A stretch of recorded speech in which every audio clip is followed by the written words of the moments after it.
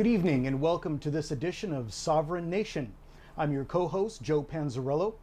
Tonight we will take a look at yet another of several underpublicized issues leveraged to undermine and destroy our republic. We're speaking of an unholy alliance between communist Chinese operatives, American elected officials, and their woke corporate lapdogs. In December 2020, Tucker Carlson shared a video of Di Dongjing, Vice Dean of the School of International Relations at Renmin University of China, speaking about what was pushing the Chinese to accelerate the reopening of their financial sectors. China's top political scientist remarked Beijing had a rarely discussed China's advantage in working with the US prior to the Trump administration. Quote, "We now know the Trump administration is in a trade war with us. So why can't we fix the Trump administration? Why did China and the US used to be able to settle all kinds of issues between 1992 and 2016? End quote. Dongjing asks, going on to answer the question himself. Quote, "I'm going to throw out something maybe a little bit explosive here," he says. "It's just because we have people at the top. We have our old friends who are at the top of America's core inner circle of power and influence. For the past 30 years, 40 years, we have been utilizing the core power of the United States," end quote, Dongjing confessed. Now, this bombshell revelation received no extensive coverage by any major network, including Fox News. There was no congressional outrage, no calls for investigation, and no demands for sanctions. If such revelation is true, we have no reason to believe Professor Dongjing was showboating.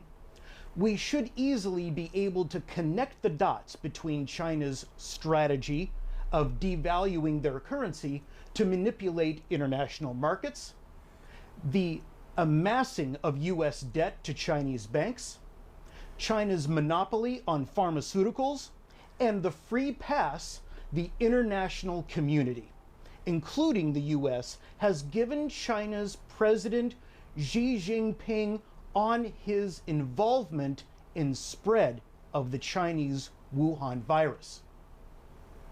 The virus in particular is easily their most blatant attempt at silent warfare against America, intended to destroy our economy and reduce our population, and has without a doubt been their most effective weapon against us, far more devastating than cyber attacks and economic sabotage.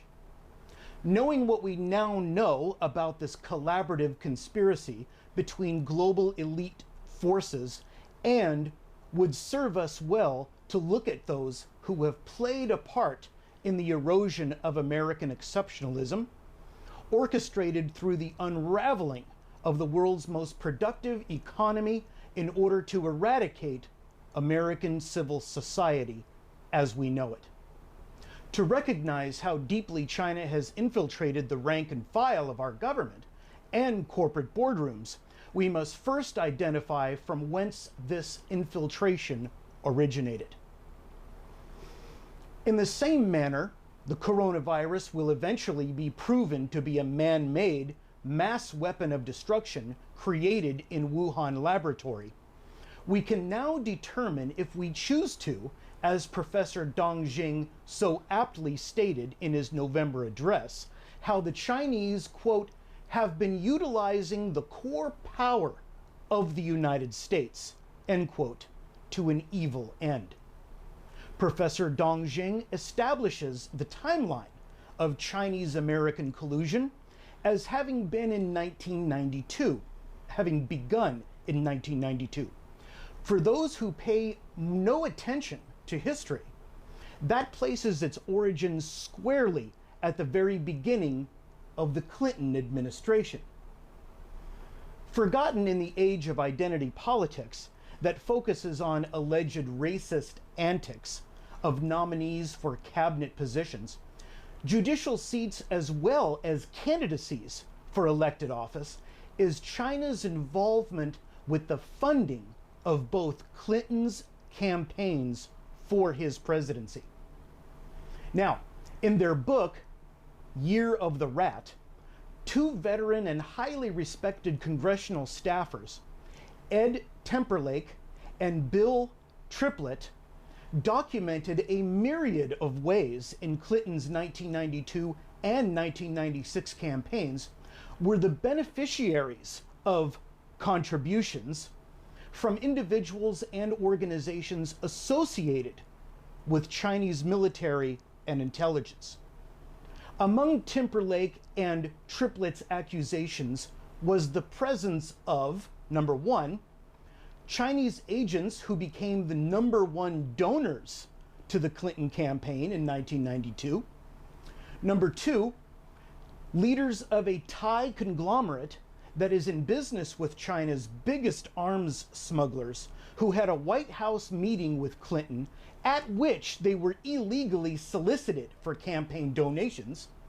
Number three, a People's Liberation Army partner who sat next to Clinton at a DNC fundraiser and contributed thousands of dollars in illegal campaign funds to the Democrats. And number four, officers of an American defense contractor in business with China's missile builders who became the number one contributors to the president's re-election campaign in 1995 and 1996. Then there were relative newcomers like John Huang, who worked for Lipo Bank in California and Worthen Bank in Arkansas. Huang was later appointed by Clinton as Deputy Assistant Secretary for International Economic Affairs in the Commerce Department before becoming a chief fundraiser for the DNC in 1996. If you remember, Huang was charged with arranging about $156,000, known as bundling, in illegal campaign contributions from Lipo Group employees to the Democratic Party. John Huang's history is worth noting for a couple of reasons. First, Huang's guilty plea on August 12, 1999, to a felony conspiracy charge for violating campaign finance laws and subsequent punishment of 1 year probation combined with community service and a $10,000 fine demonstrates just how political corruption among elites is punished by a symbolic slap on the wrist, even when national security is at stake. Secondly, Huang's trial, conviction, and lenient punishment went virtually uncontested, primarily due to having occurred shortly after Clinton was acquitted of lying and obstruction of justice charges in his impeachment trial. One cannot help but think perhaps the Lewinsky affair was actually a planned distraction from more serious charges the American public would have associated with high crimes and misdemeanors. But even more significant than campaign corruption was Clinton's signing of the U.S.-China Relations Act of the year 2000, a bill Clinton signed just prior to his departure from 1600 Pennsylvania Avenue. This bill legitimized China by bringing it into the World Trade Organization. Clinton's belief was by normalizing trade with China, it would bring the communist regime into global alliance, thus ensuring there would not be another imminent Cold War with a quickly developing superpower. How wrong this decision was is now all too evident.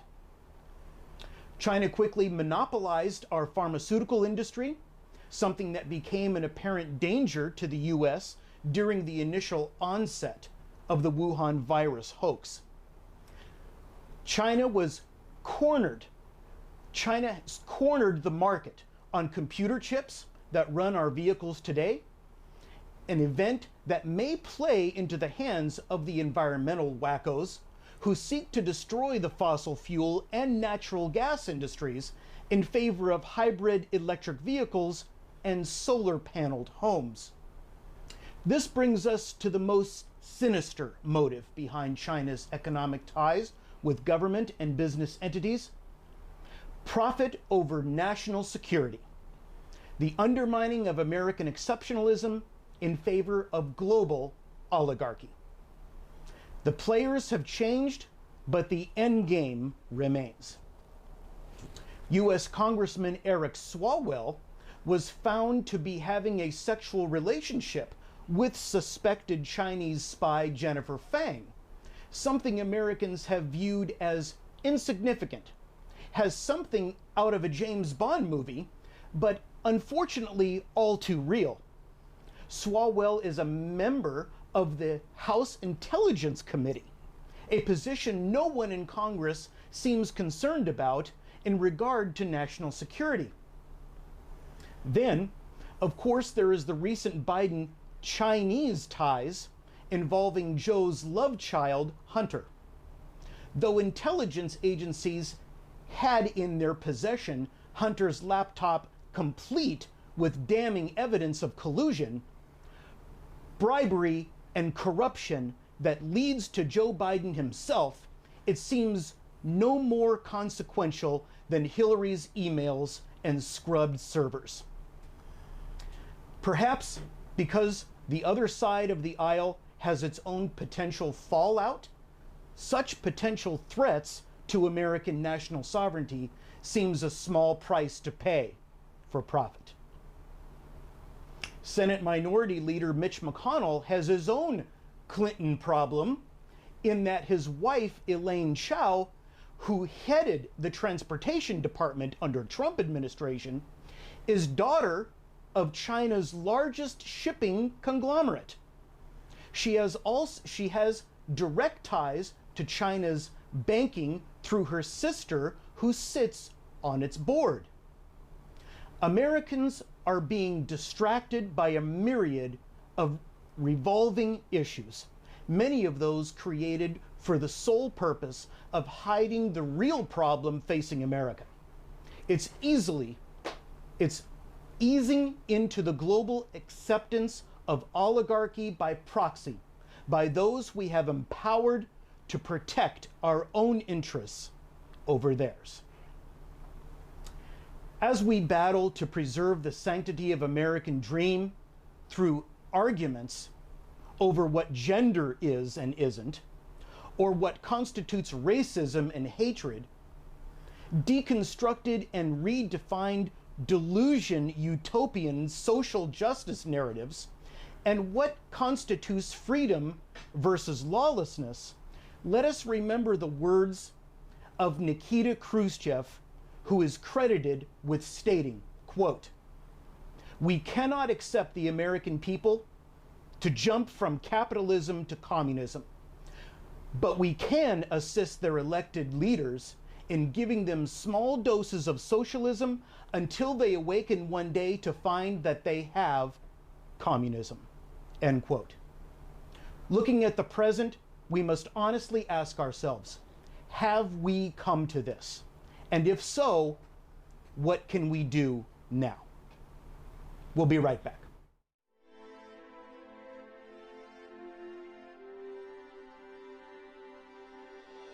Life, liberty, and the pursuit of happiness.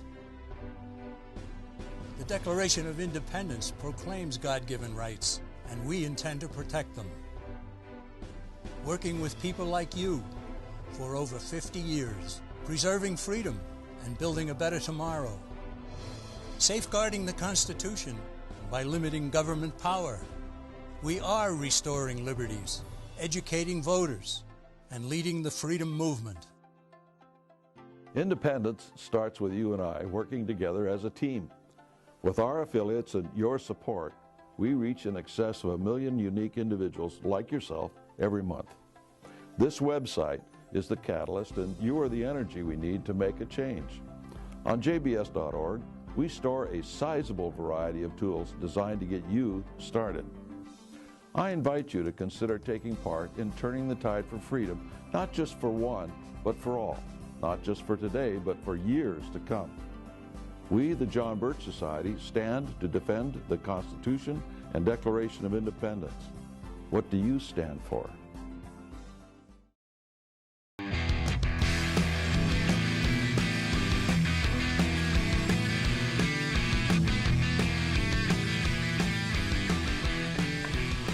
Hello, everybody. Welcome back to Sovereign Nation. I'm your host, Joe Panzarello. And I'm John Matthews. And we want to thank you so much for being a part of Sovereign Nation yet again today. There was a lot of things that we covered in that opening monologue with regards to Communist China and its infiltration into our own government and Congress here in the United States.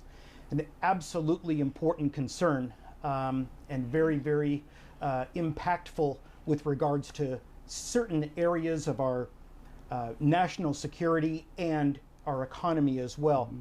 You know, wrapping up that monologue, when we talked about that important quote by Nikita Khrushchev about how Khrushchev stated that we cannot expect the American people to jump from capitalism right into communism.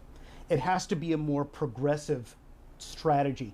But he stated when we can assist their elected officials in giving them small doses of socialism until they awaken one day that they'll have communism. I mean, it's the old adage. It's the old, saying about how the frog is in the boiling water and it's got to be turned up gradually, and eventually we have a problem, right, John? I'd just like to know, what was your take with regards to a lot of the things that we've already talked about with regards to dating back to 1992?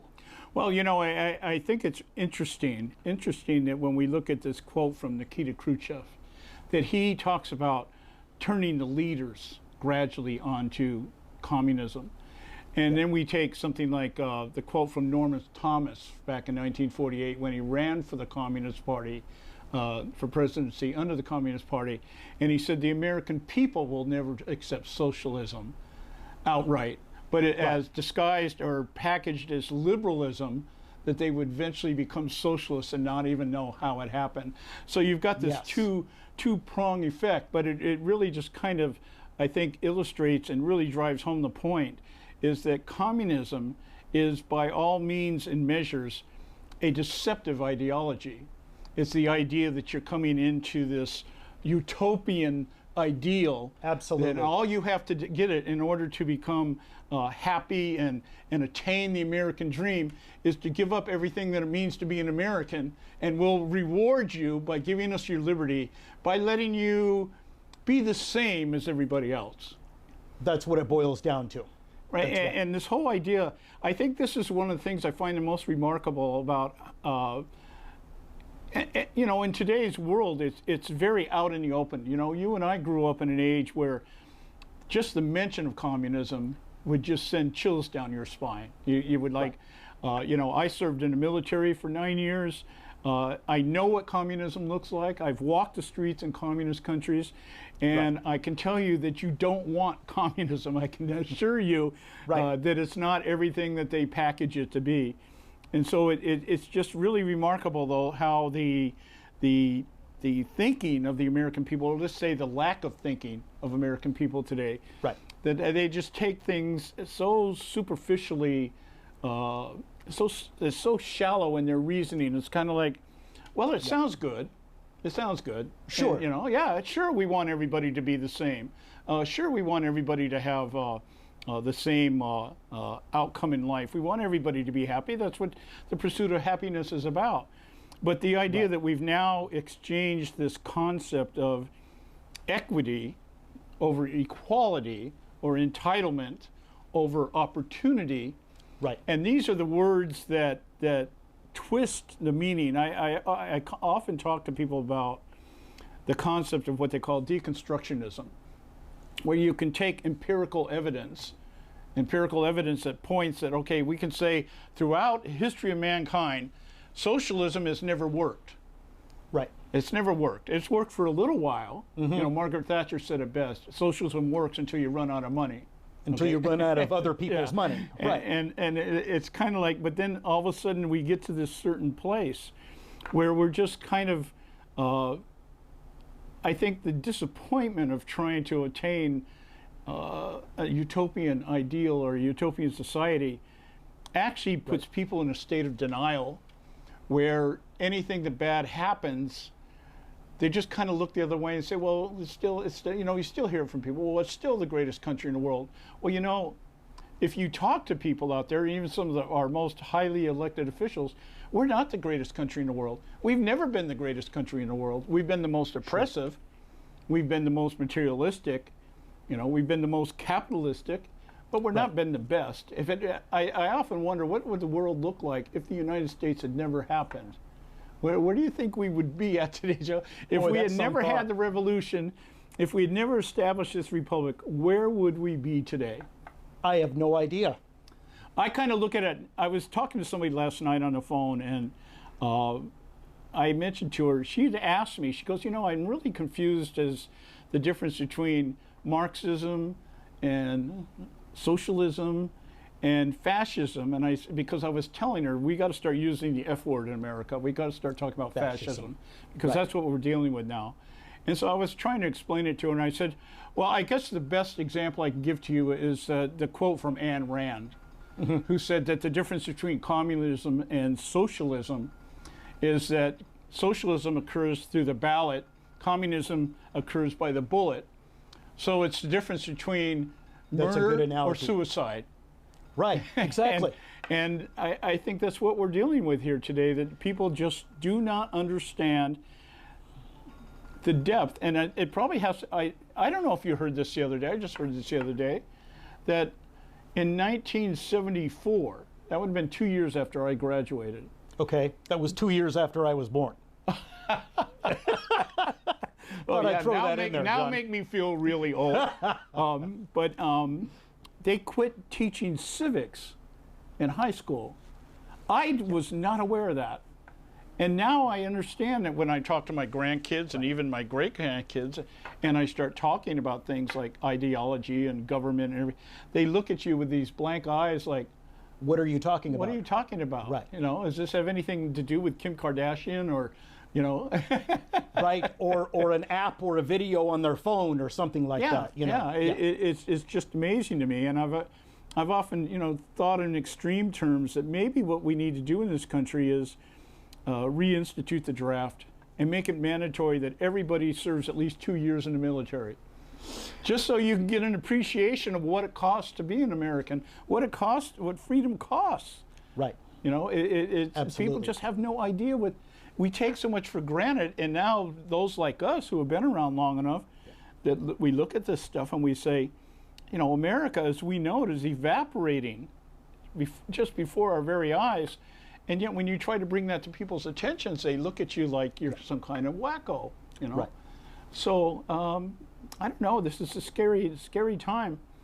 And the idea, we need to start calling these things as they are. I mean, it all boils down to communism. You can call it socialism, Marxism, fascism, any combination you want to call that.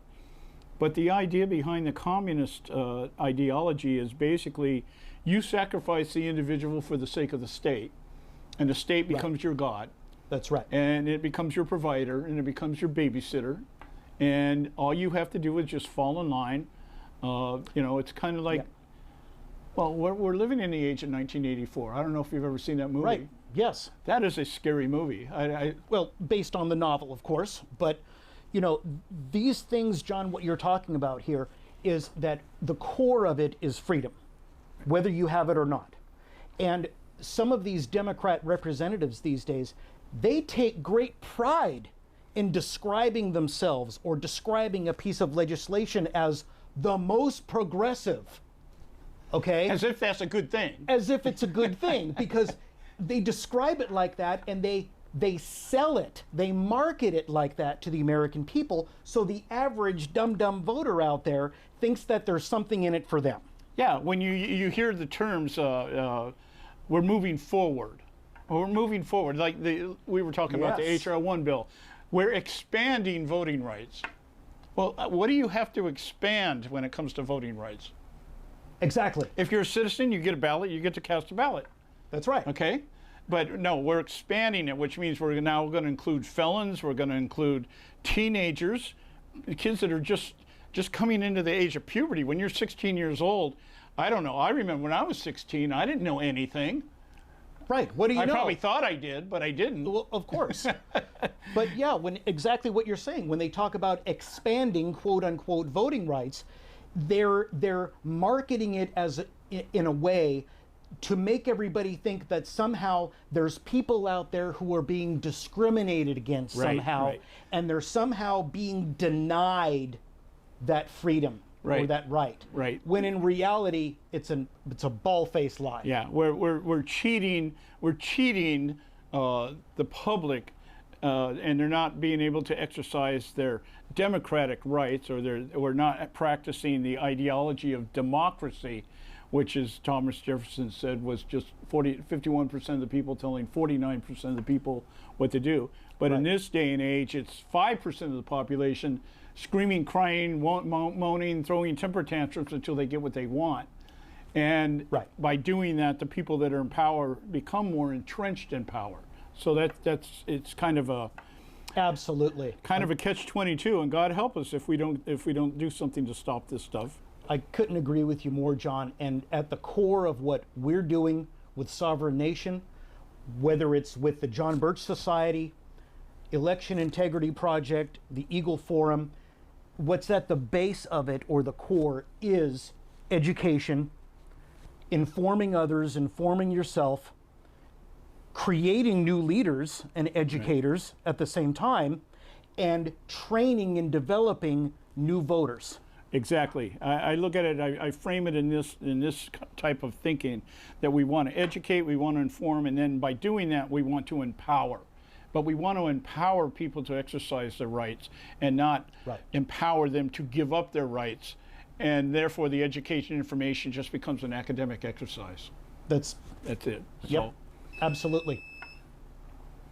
One of the other things, briefly, when we were referring to capitalism, from capitalism to communism, is a lot of people out there are confused these days with the terminology.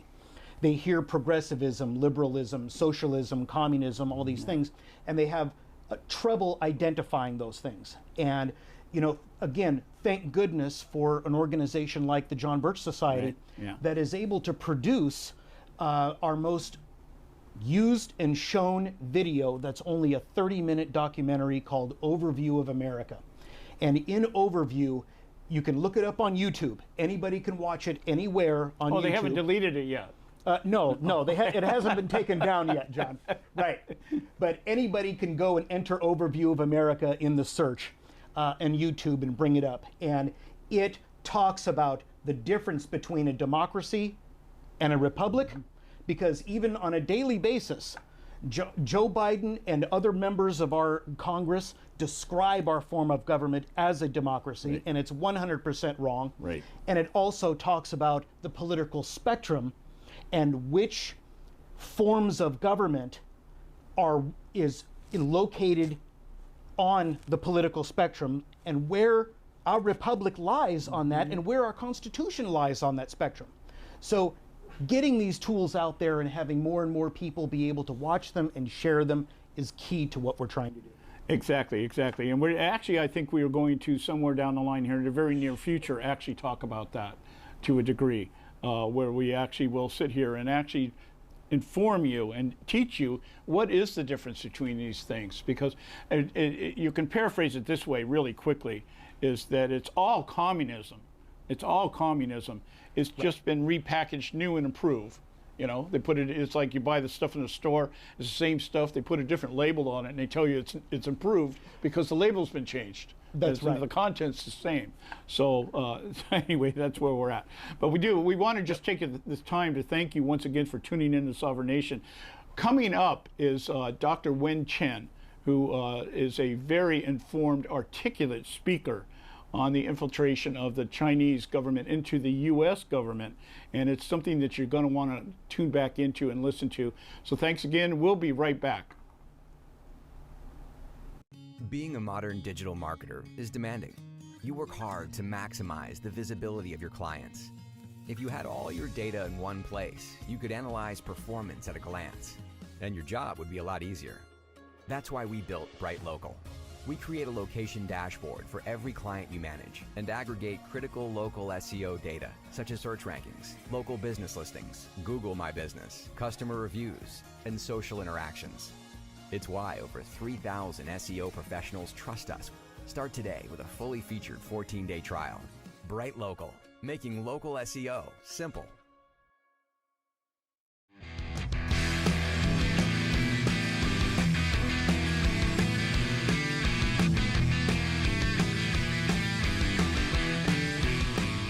Well, welcome back to Sovereign Nation, and we're glad to have you back here with us. And we have a very special guest with us today. I met this woman just maybe a couple months ago at an Eagle Forum conference, or state conference out here in Huntington Beach, California. And I was so impressed with her presentation on the infiltration of communist China into the U.S. government. And so I wanted to have her come on the show and expound on that a little bit. And we're happy to have Dr. Wen Chen. Dr. Chen grew up in China at the end of what they call the Cultural Revolution, and she came to the U.S. in 1994 for graduate school, which a lot of people do these days. She received her PhD in biology of the California Institute of Technology in the year 2000. Oh, the year of the Bush TAD.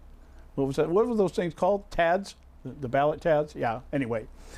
She's a board member for the Caltech Women in Biology and Bioengineering, and she also works with the Epoch Times. I believe you're a correspondent or a corresponding editor? Oh, no. That was many, many years ago. Oh, I no longer okay. work for the Epoch Times. Yeah. Oh, okay. You got to quit giving me, you shouldn't have given me the Epoch Times business card. That was many, many years ago. Okay. I volunteered. Well, anyway, we asked Dr. Chen to join us today because she understands how the Communist Chinese government has infiltrated the U.S. government over the decades here, and actually talking to her prior to the interview that we're going to conduct right now, she actually had told me that basically from the founding days of England or so, we've had a relationship with the Chinese. So she does have a very keen insight onto how this infiltration from the Communist Chinese government into the U.S. government is functioning and working, and actually affecting and working with some of the highest officials that sit in our government elected positions. So we wanted to have her come on. Thank you for coming on, Dr. Chen. I really appreciate you coming on. I'm glad to be here, John.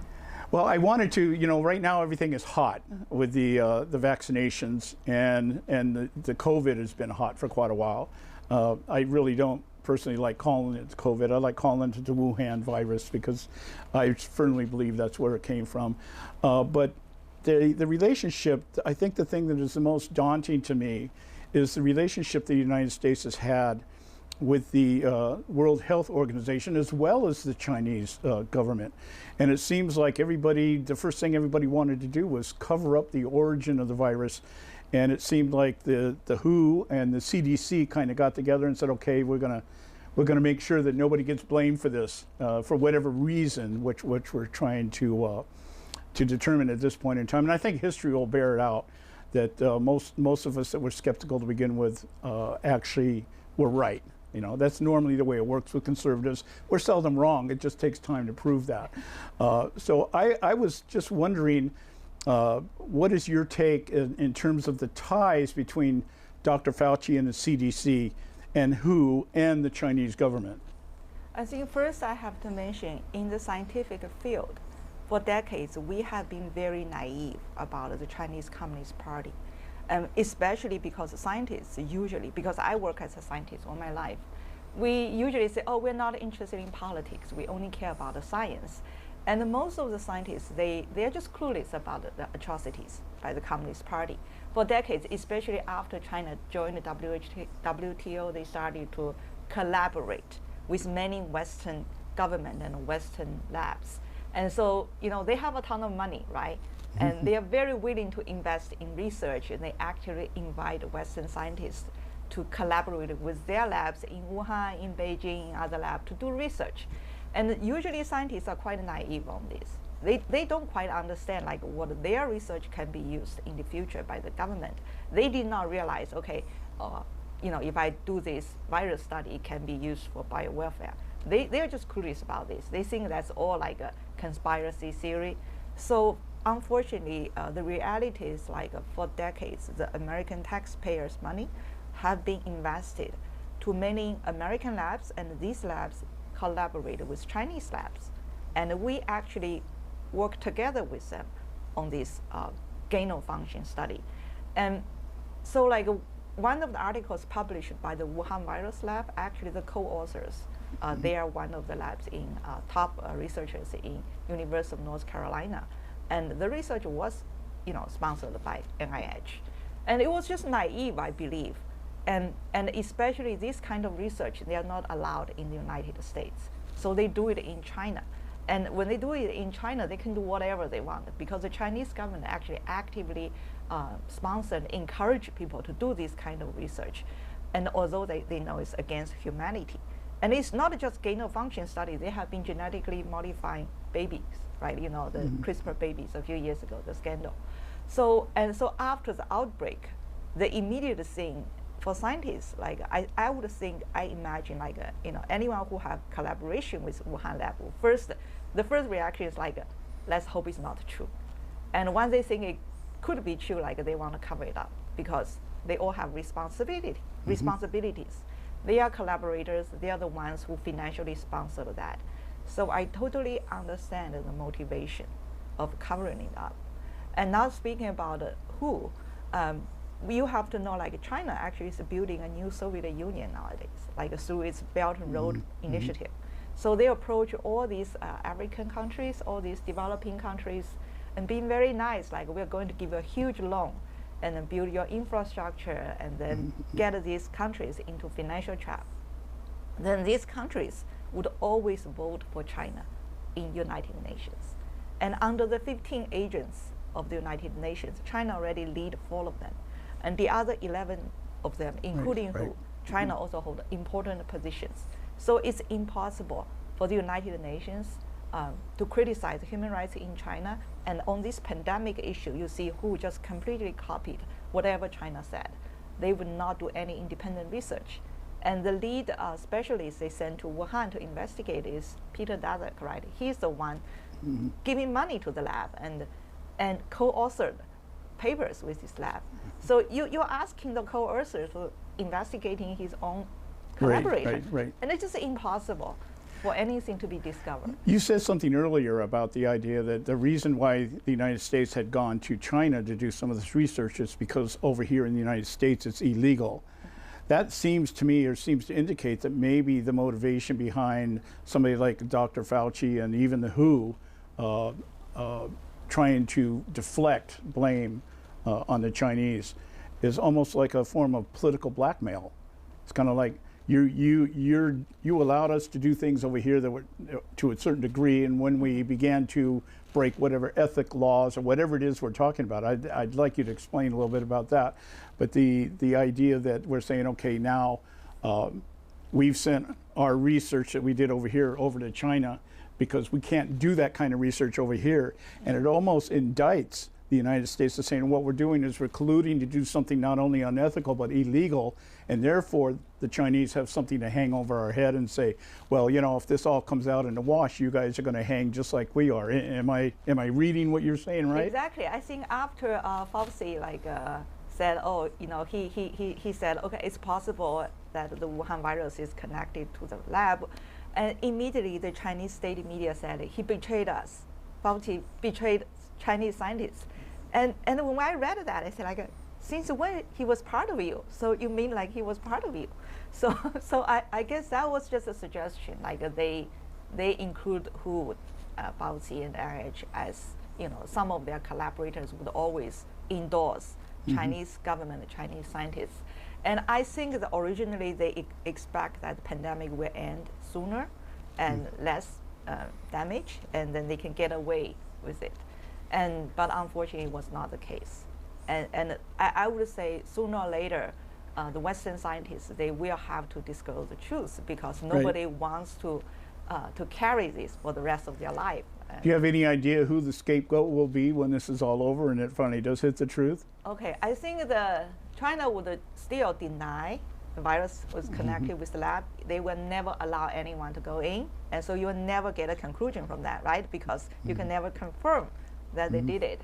And until the time they have to admit something, they will probably punish Shi Zhenli, the researchers. They will probably throw her to prison, say it's all her fault, and then say, okay, we need more international funding and collaborations, and teach us how to do this better, and then continue to collaborate with other countries. Well, that's fascinating. I find that extremely fascinating, because I hadn't even entertained that angle of it. I just thought it was my own views, things like, well, this is some form of this thing was designed for the purpose of was biological warfare, but not necessarily to fight a war. More, I'm just thinking more within the global paradigm of population control, things like that. We have the people like Gates who are involved in this stuff in terms of funding research and everything. These guys are true believers when it comes to like the Agenda 21 and stuff like that. We need to reduce the population to save the planet, that kind of stuff. And so I've always in the back of my mind thought that's maybe was the defining factor John, on that. you can speculate as much as you can, but I'm a scientist. I'm not allowed to have wild speculations, right? So everything I say here, I have to keep my credibility by speaking the truth. And the reason I say it's likely to happen that way is because China has been doing that again and again. When they had this CRISPR baby, like 3 years ago, the government sponsored the research. And after they realized the whole world is criticizing them for genetically editing baby genome, they immediately threw the scientists to prison, said it's all his fault. He did it by himself. Oh, so okay. so they have been doing this again. I get you. Let me move on, because there's another aspect of what you had covered at the conference that I found fascinating, and that was the use of the Falun Gong practitioners as donor organs. These are apparently people that the government look at as unfavorable, don't want them around because they cause too much trouble, and they're being used for donor for organ transplants and stuff like that. It just freaks me out. I kind of like, why isn't there more of an outrage at the global level? Is that still tied into what we're talking about before? Nobody wants to condemn for political reasons? Definitely. The Chinese government has been harvesting organs from death row prisoners for decades. It started from 1970s, and they use death row prisoners. I mean, they can sentence anyone to death whenever they want the organ, right? So you can label all of them as death row prisoners, including political prisons. But then Falun Gong is a meditation group from China, and it's based on traditional Chinese culture instead of communism. And especially because there's a lack of leadership. So the government cannot control these meditators through churches or temples or registrations, because these are just people meditating at home, following traditional Chinese culture. So they immediately realize the government do not like them, because you cannot easily brainwash them, because they follow the traditional Chinese culture. You cannot control them. So they have a massive crackdown in 1999. They put millions of people in prison because they did this meditation. And they immediately realized the value of these people, because they are very healthy. They live a good lifestyle. They don't smoke, they don't drink, they don't have extramarital affair, they don't have AIDS. Perfect quoted donors. And since then, the organ transplant number just skyrocket. They are building tons of transplant centers in China, and recruiting patients all over the world for transplant. In China, you can find donors within 24 hours, while in the US, we wait for 3 years for kidney transplants. But still, after this news came out in 2006, since the witness started to speak out, the Chinese nurse and hospital workers spoke out, we just found the mainstream media completely remained silent on this. And that was when I noticed that how the Chinese government has been infiltrating the mainstream media for decades. They have been paying New York Times, Wall Street Journal, LA Times, they're paying them millions of dollars to carry advertisements. I mean, Wall Street Journal probably got like $6 million at least, according to one of the statements released by Department of Justice last year. And New York Times probably like 4.6 million. I forgot the number of LA Times. But see, like that just explains why most of these newspapers, they just remain silent on this. You know, they're willing to criticize the Chinese government for something minor, to say, oh, we are still positive, we're still like, you know, for the human rights in China, but they will not say anything about the big atrocities like this. That's fascinating. That's something I've got to look more into that. I hadn't. When you brought that up at the conference, I was just like, wow, I didn't know anything about that. You know, and I guess that's intentional. You know, we don't hear about stuff like that for the very reasons that you just stated. We've had Dr. Wen Chen with us here. We're out of time here with our interview here, and I just wanted to give you a moment to promote whatever it is you need. I know you like giving credit to the Epoch Times for things and stuff like that, so you've got a few minutes here to promote yourself. What do you want to tell people? Well, I would say like organ harvesting has been my main focus in the past 15 years when I give public speeches, and now the U.S. Congress have a bill against organ trafficking. I think it's like you can look up the bill. I think it's HR 1592, and it was started by Congressman Chris Smith. It's a bipartisan, although more conservatives were on board, but it is bipartisan. So you can look it up and call your elected officials, ask them to co-sponsor. And I think the U.S. definitely need to take action about this. Okay, and we'll get that information. We'll put that up on our website, eagleforumoc.com, and let's see if we can get Joe to throw something up in the New American out there on this. This is something that needs to be looked at. Again, I want to thank you for your time. I know you're a busy woman, and to take your time to come out, we're really, really honored. So we thank you. This is Dr. Wen Chen. We'll be with us. We'll be right back here on Sovereign Nation. Stay with us.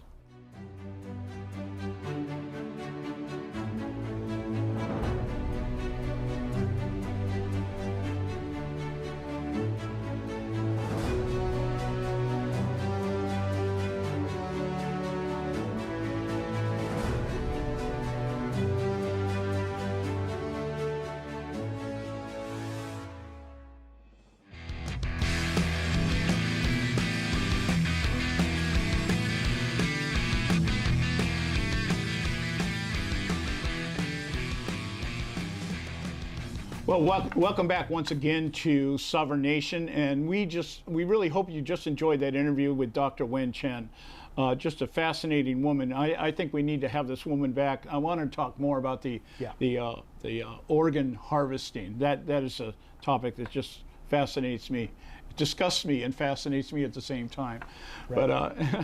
But we're at the close of our show for today, and we just want to remind you that you can pick up not only this show, but all of our podcasts at sovereignnationtv.com. And we also want to recommend and encourage you to visit our respective websites. Joe and I are both very involved in activism at different places at different levels. And you definitely want to check out the John Birch Society. That's jbs.org. I find that to be an just invaluable resource. I do an online publication, I might as well mention it. It's called theconservativethinker.net. And I use videos off of New American all the time. Alex Newman does some fantastic stuff, some real good mini documentaries kind of thing, infomercials kind of thing. I don't know what Joe would call them. He does. But really good stuff, really solid stuff. And then if you're interested in finding out more about the Eagle Forum, you can come to our website. If you're in LA County, you can find us at eagleforumlac.us. And if you're in Orange County, you can find us at eagleforumoc.com. And you can go there, you can find out about our organization, about our founder, Phil Schlafly, about what we're doing in our respective communities. to bring back America, make America great again. We need to keep America great. I kind of look at it more in that perspective, of keeping it great rather than making it great. We're great regardless of what other people say. That's just my take on it. Absolutely. And I'm always right. So, you know, what can I say? We heard that about you. Yeah, any closing thoughts, Joe, before we close up? Well, John, I really appreciate the time today, and what a great interview that was with Dr. Wen Chen. What a fantastic resource she is. Oh, yeah. And it's always a fantastic thing to be able to have personal testimony from someone like her who can identify something like communist China and being able to compare that with what's going on here in this country. Right. And there's just there's no greater source than that, and we're privileged to be able to have our researchers and our journalists at the John Birch Society dedicated to bringing those stories into the limelight, along with Eagle Forum and their fantastic speakers, and now Sovereign Nation. So I just wanted to invite everybody to go visit jbs.org or visit the website for the New American magazine, thenewamerican.com. And just remember that both of our organizations have membership, paid membership across the country. And it's those membership dollars that enable these organizations to do what they do and to keep that message out there that freedom is not free. Yes, I remember my dad. I live by an age-old adage my father taught me when I was just a young guy, and that's love makes the world go round, but money greases the wheels. And without the dollars, we can't do the work. So we hope you support us. Visit us again at jbs.org, eagleforumoc.com, or eagleforumlac.us. Thanks once again for tuning in to Sovereign Nation, and we'll see you next time.